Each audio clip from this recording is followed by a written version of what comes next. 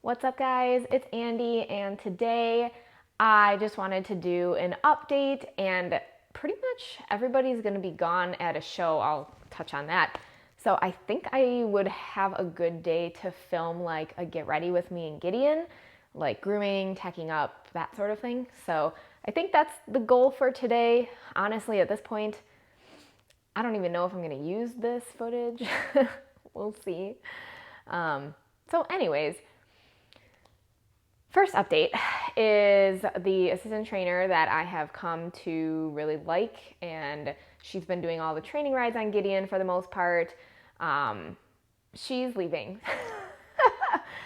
She got I don't have all the details, but I'm pretty sure from what I've gathered, she's going to be a working student for a trainer that I've never heard of, but apparently she's a bigger name, like down at the World Equestrian Center in Florida. So she's going to be leaving us at the end of next week. So today she is teaching our lesson, and she rode Gideon yesterday, and she's doing like kind of a crash course to see if we can maybe help identify and work out some of these issues that Gideon is having, like stopping whenever other horses are standing in the middle of the arena and that sort of thing. But I'm really sad she's leaving. So she's going to do a crash course. She rode yesterday. I'll ride today in a lesson with her. She'll ride him Monday, Tuesday, Wednesday, possibly Wednesday. Not quite sure yet. And then I'll ride him Friday, Saturday next week. So I get a little bit of a break, which is nice. And he gets some professional training. Starting this month, Gideon is in training board. This gives you up to 10 activities, whether that's groundwork and lunging, lesson, or training rides.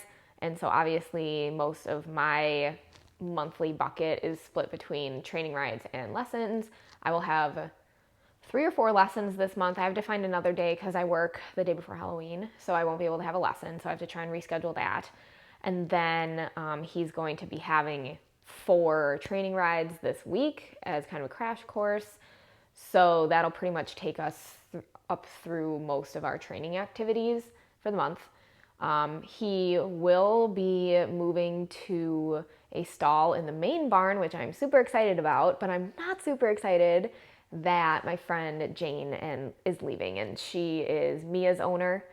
And so I'm kind of conflicted because if you've been with my channel, you know that I just absolutely adore Mia, and a lot of my lesson videos are on Mia, and I'm really sad that they're leaving. All on good terms, but it's kind of a double-edged sword. I'm really glad he's in the main aisle now, but also like people are leaving, which makes me sad. So he will have a main aisle. He'll be down on the far end of the barn by the door, which is nice because I actually really like him having airflow. The only thing that I'm worried about is the bugs. So there's a lot of bugs at the door's ends, and he's really sensitive. So I'm hoping that it will work out. Otherwise, I might see if anyone's willing to like switch stalls with me. I don't know. We'll have to see how it works out. And we're coming into fall and winter now, so I'm not really too concerned about that issue. And then we will have a prime spot in the tack room. It's literally the first spot when you walk in to the tack room. So I'll be able to keep my trunk there, and I won't have to go up to the red barn anymore to get my tack, which is so nice because that, after a long, exhausting ride, is absolute hell to either have to try and carry everything back up at once or to try and do 2 trips there and back. And not like it's super far, but when you're tired, it's like the last thing you want to do. So that's the second update. So Kelly is going to be leaving us. Gideon will be moving to the main barn aisle, and our stuff will be moved to the main barn. And I think that's pretty much it. I got his winter blanket. I'm starting out with just a sheet and then a medium weight. Usually, as opposed to using a heavy weight, we'll just do the sheet over the medium weight, most of Wisconsin winter, that's tolerable. Plus with the heavyweight, you know, we don't do blanket changes at night, so it could get too warm in the barn with a heavyweight on, so we don't like to do that necessarily. And then I have to buy a cooler yet. My mom actually gave me most of the money for the winter blanket, or the medium weight and the sheet, as like a birthday present, an early birthday present. My birthday's at the end of November. And I asked her, because I don't really have a lot of ideas, like as I get older, I'll be 27 this year. There's not like a ton of things I want. So I asked her if she wanted to buy her grandchild horse his winter blankets. And so that was my birthday present. So I was desperately searching for maroon, which I don't think my trainer is super fond of. She said that it's not the barn colors, but I have asked multiple people and nobody knows what the barn colors are, and it's also not in the boarding contract I signed.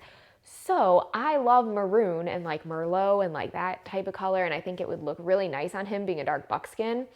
And so I could not find a sheet for the life of me, so I got a black and gray one because neutral colors are my thing. And then I did find a Merlot colored weather bead midweight on Smart Pack. So that came. I love it. It's so pretty. And I'm going to try that on him today as well. So maybe I will film that. Maybe I won't. I don't know. We'll have to see how the day goes. So I am done rambling now. Actually, not done rambling. It's like kind of cold, but really muggy. And my hair is going to be like an absolute frizz fest. So I did not do my hair this morning. No makeup. I'm wearing literally just a black t-shirt and my breeches and a sweatshirt that may or may not be staying on because it's so muggy outside.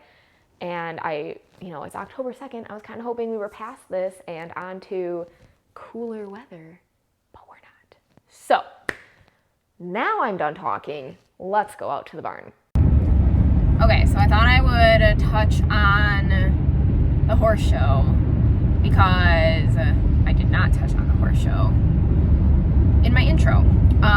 So like half of our barn is gone at fall finals right now. I'm not sure who will be lessoning today. And then, sorry, I'm really distracted by this person that's driving like 10 under the speed limit right now. It's really annoying on a country road. Anyways, so the barn's gonna be pretty empty. This weekend is fall finals. I'm not quite sure where fall finals is. And then next weekend is Minnesota Harvest Fair. And obviously that's in Minnesota. I don't know how many people are going to that. So yeah, that's why everybody's kind of gone this weekend, and I don't really like filming when there's a lot of people there. So the lesson before me will have no people, and then we might have some of the kids after our lesson, but it's just going to be probably me and Dana, because I don't think Dana went to fall finals because she didn't show this year, and then Jane if she rides, because she doesn't always make all the lessons. So we'll just have to see when we get there.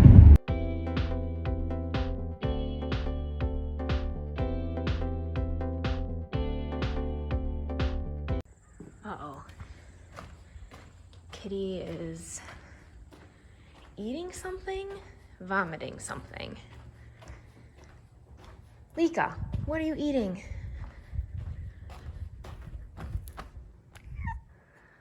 Well, that was something. That looks like a heart. What'd you get?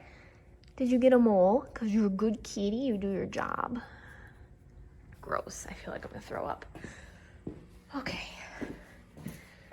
So this tack trunk will come down into the main barn with me, and my tack locker will, all this stuff, I gotta figure out what I want to do.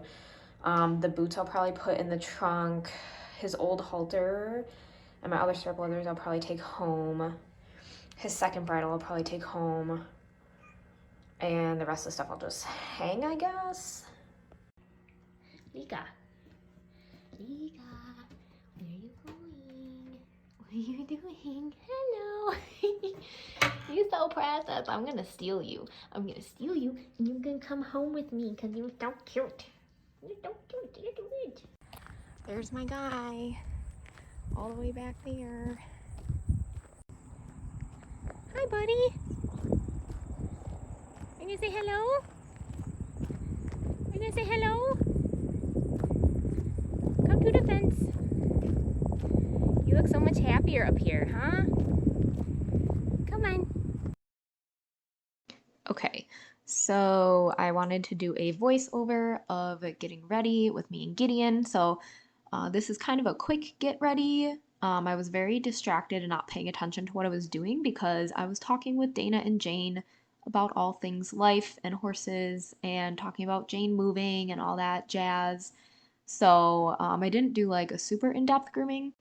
But first, I always start off, he is always covered in pee, one side or the other, never both. His girth area and one side is always covered in pee. So I take my metal curry followed by a stiff bristled brush, say that 3 times fast, and make sure that I get all the pee off of him. And then that's generally like his overall brushing.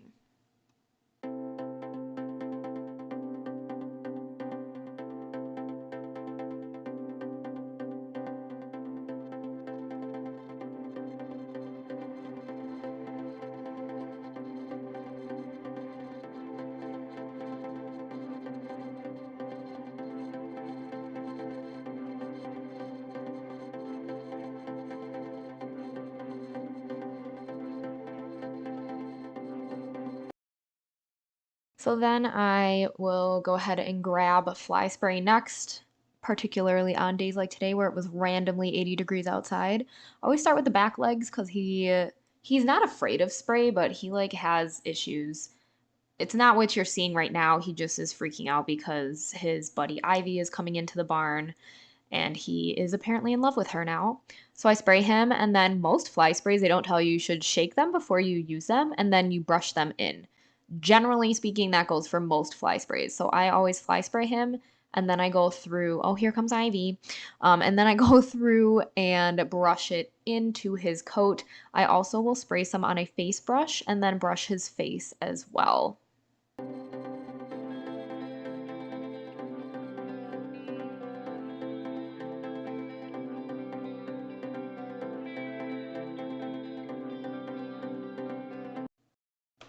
So then I will pick his feet. We have been having issues with picking the back feet. However, him and I have come to a general agreement. I'll run my hand down his leg a few times, allow him to readjust, and then he picks it up and is usually pretty good. He kind of kicks back, but he only does it once here. Normally he can kick quite violently. Another thing to say 5 times fast. And he likes to try and bite my butt, like not aggressively. It's just like, hey, I'm gonna pinch your pants, ha ha ha. He also has a bad pawing habit that only comes out every once in a while. It's not a consistent problem. I will hold his front feet a little more aggressively to make him stand. And I usually just check his feet are generally pretty clean in the front because of his shoes, and then a little more packed in the back. So he's overall been better for hoof picking, and he always does the right one for me, which is really nice, and I appreciate him for it. He can be a naughty boy sometimes, but relatively, he's good most of the time. So now I'm putting on his professional choice boots. I tried to get back on track, but I could not get his size or the color that I wanted. So professional choice was my next go-to. They are just the soft exercise boots. I'm not looking for jumper boots with the hard plastic protection because I do want him to value hitting rails. But what I'm really looking for, as you can see, I took off his fugly fetlock boots. If you have been on my TikTok, you know how I feel about the fugly fetlock boots. And I am using these as a replacement, something that's a little more natural looking and doesn't hold the sand in them as much because the fetlock boots are open at the top. So this is just really for the purposes of protecting his fetlocks. I don't want to say I don't care about his ligaments and his tendons, but it's really more for just keep protecting his fetlocks. When he runs, he likes to clip his fetlocks together I don't know how. And sometimes if he overreaches, he'll overreach to his fetlock, which I think is strange. But these kind of help protect that area and allow me to have to not invest in so much ointment for wounds because that's where a lot of my money goes. So now I'm getting ready to tack him up, and I always use a contoured close contact pad that has the D-ring straps. Unpopular horse opinion, I always do the Velcro. He wears a thin line half pad because the pommel of his saddle, generally you want 3 to 4 average size finger space between the pommel and the shoulders. And I have relatively small fingers, so I like to get 4, and I can only get about 3.5 on him. So he just needs a slight lift. He's constantly walking around in the cross ties, so you'll see me move him back every time he moves forward. I don't get angry about it, I just deal with it. And he'll learn over time that he's expected to stand still. So I always do the D-ring Velcro of the contoured pad around the Velcro of the thin line, and then I do the Velcro of the thin line onto the girth billets. And I always do that. I do not stand for saddle slipping. I will not have it. He also goes in a martingale that you will see, and I'm currently riding him in a French link. It's a rubber French link. He likes having something that's double jointed, and the rubber one is really thin, which he loves. He hates a big bit. He'll grind on it all day long. And then it's just a D-ring. So uh, super soft bit. He seems to like it, and we just stay off his face most of the time anyways. So he's been a really happy camper since we switched to this bit. You'll notice too, he is kind of naughty about putting his head down, which I guess it would be worse if he put his head up because I'm short. So I guess I can't complain that he puts his head down when I put his bridle on, but it makes doing the martingale very difficult.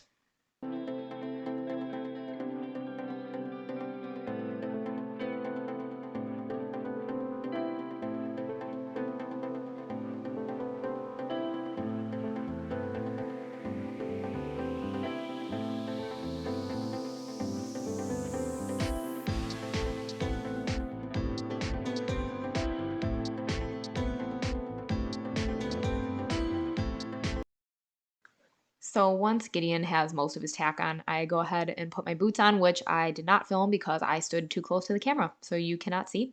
And then I put my helmet on, which I'm just kind of shooting the shit with Jane right now, getting my sun visor on because it was really sunny and hot out. And then I get my gloves on, and once I'm all set, then I go ahead and put Gideon's bridle on, and we head out for our lesson.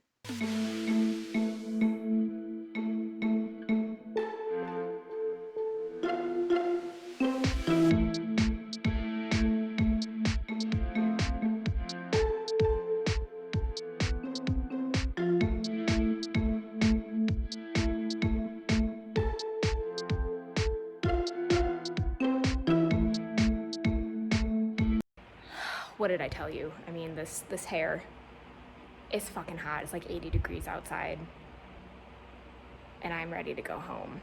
I did not film trying the blanket on Gideon because, like I said, it's fucking hot, and I did not want him to have a medium weight on his body when it's 80 degrees outside for longer than I needed to. I just made sure it fit, and then we took it off. So we'll have to tune in for a fall later vlog of him getting blanketed. This horse is so fucking disgusting. This is his girth. He's got pea belly. He always lays in his pee. White? Pee. It's disgusting. So Gideon's new stall will be this one down on the end. So it's a little bit smaller, I think, than some of the other ones. But he'll have a feed pan again, so I will only have to prep his supplements. I wanted to prep his feed. Mia did a number on this door, so I'm gonna see if Paul can try and repair it, or even just like get the wood back in. We'll see. My only concern is being right by the door. There's a ton of bugs, but other than that, I'll show you where our tack is gonna go. So our tack will be right here, this front spot. So that's Jane's box. So I will get a bridle hook, saddle rack, and a place for my trunk. and I'm gonna just like hang all my blankets here on the bottom level. I don't ride in a blanket more than once anyways, because I don't want any like rubs or fungal infections from sweaty saddle pads. So I will just stack all the clean ones, and then when they're dirty, I put them in my trunk anyways. So that's gonna be our new tack area.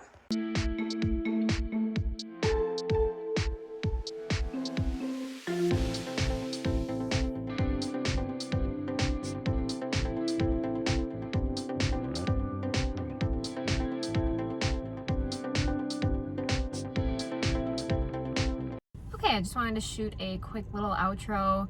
I am sad that I didn't have someone to film because Gideon was amazing. We had no issues. He jumped so wonderfully. We got every single distance. I don't know. Kelly rode him yesterday. She did not jump him because he was apparently horrible. So I'm glad that she finally got to see it now that she's leaving. They had a couple of arguments yesterday, and so he was relatively good for me. We still had to, we stop and stand in the middle while other people are jumping around so that we're not in the way. And then to get him to go back out was like problematic. So Kelly had to growl at him a couple times. But once we like got out there and started going, no problems at all. He was amazing. And I almost cried. I'm so embarrassed, but I almost cried because I've waited for him to have a ride like this for a long time. And so I'm just like super happy that it finally happened. So I hope you enjoyed today's vlog, and I hope to keep having more vlogs for you. I might shoot another one tomorrow. I'm just going out to lunch and do his feed prep, so I might do that. And then I had a new subscriber request kind of like everything I considered for buying a horse, budgeting, that type of thing. So I might take a look at that. I did start a spreadsheet, but I just spent money so quickly that it just got really out of hand, and I was not able to keep up with keeping track of it, especially some stuff being used on my debit card and then some on my credit card, but I just pay my credit in full. So I'll have to look back and get some numbers, but I've got a vague idea, and I could probably make a relatively straightforward video about some of the things that I had to consider. So look forward for that, and welcome anyone who's come from TikTok. We are, as of today, 8 subscribers or 8 followers away from 1,000 on TikTok, so thank you. I will put my handle here if you want to go check out my TikToks. I do make more TikToks more frequently just because they're so quick and easy to edit versus YouTube videos that take me hours to do, but I am trying to find a nice balance of the two without making myself too tired. And if you are here on YouTube from TikTok, welcome. I'm excited to have you to the channel, and I hope you enjoy. If there's anything you'd like to see, go ahead and comment it down below, and we'll see you in the next one.